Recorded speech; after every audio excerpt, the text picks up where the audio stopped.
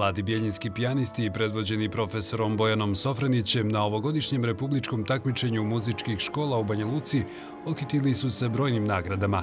Pažnji vrijedan uspjeh nije došao slučajno, s obzirom da se pod krovom muzičke škole Stevan Stojanović Mokranjac marljivo uči i vježba.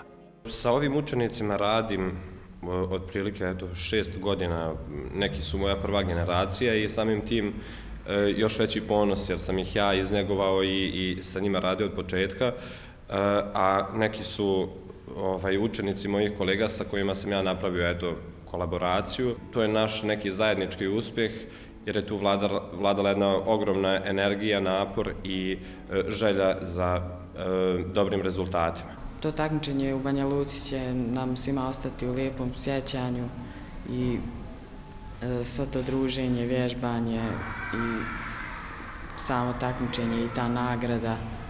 I ja mislim da iskustvo sa tog takmičenja će mi pomoći u narednom muzičkom školovanju.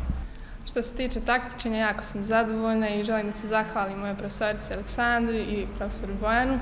A prije svega želim da se zahvalim profesorici Jelen koja me postakla da vježbam klavir i zahvaljujući njoj zavoljela sam klavir. Sklopiti 8 duša, individua koje nisu pritom slične, svi su različiti, svi imaju svoj neki svijet, a jako je teško, ali eto to smo uspjeli i zato to smatram nekim velikim svojim, prije svega, uspjehom u tom domenu u školstvu i u prosveti, jer nije jednostavno, mnogi ne znaju da su to ogromna odricanja, vežbanje, svakodnevno vežbanje, prolivanje suza. Takmičenje i koncerte obavezno prate i neke nepredviđene situacije, a jedna nesvakidašnja desila se mladim pijanistima iz Bjeljine pred sam nastup u Banja Luci. Izgubili smo note 2 sata pred početak takmičenja i onda smo nekako se snašli. Dolazili su roditelji od drugarice pa su nam donijeli note. I desilo se, na primjer, ujutru 1:30 nije nam bilo dobro pa nam je profesor donosio tablete i bili smo gladni pa smo dobijali hranu od njega. Put do uspjeha često je trnovit, traži mnogo odricanja i požrtvovanja. Ukoliko volite ono čime se bavite, sigurno će vam biti mnogo lakše, kažu ovi mladi umjetnici. U početku nije toliko teško i mogu da postižem jer idem u muzičku zato što je volim i onda mi to nije nikakav problem. A u gimnaziji samo treba da sjednem, zagrijem stolicu i učim. Imam i kod kuće klavir i pa već negdje, dobro sad, obično da ne znam sad, sedmično, ali obično svaki dan 1 sat, 2 se odvoji za sviranje.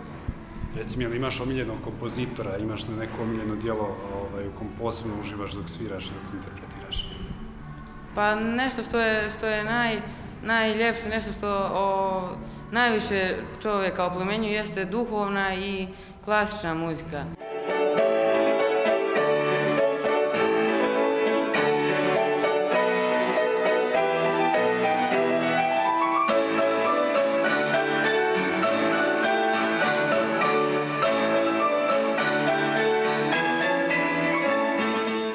Meni je žao što tako kažem, ali evo kad pomislimo samo na činjenicu da nemamo klavir u Centru za kulturu, gdje bi ova djeca mogla da odsviraju jedan jako dobar koncert sa kojim mogu da se pojave i bilo gdje u Evropi, to je tužna i malo deprimirajuća činjenica. Ali mi se trudimo da nekako u okvirima ove škole napravimo barem jedan ponos, jednu diku da te njihove diplome ovdje stoji, sigurno će biti okačene dugo. Bez obzira na teškoće, bjeljinski pijanisti trude se da budu uspješni bar koliko i njihovi prethodnici, raniji učenici muzičke škole Stevan Stojanović Mokranjac, koja u ovom gradu egzistira od sredine prošlog vijeka.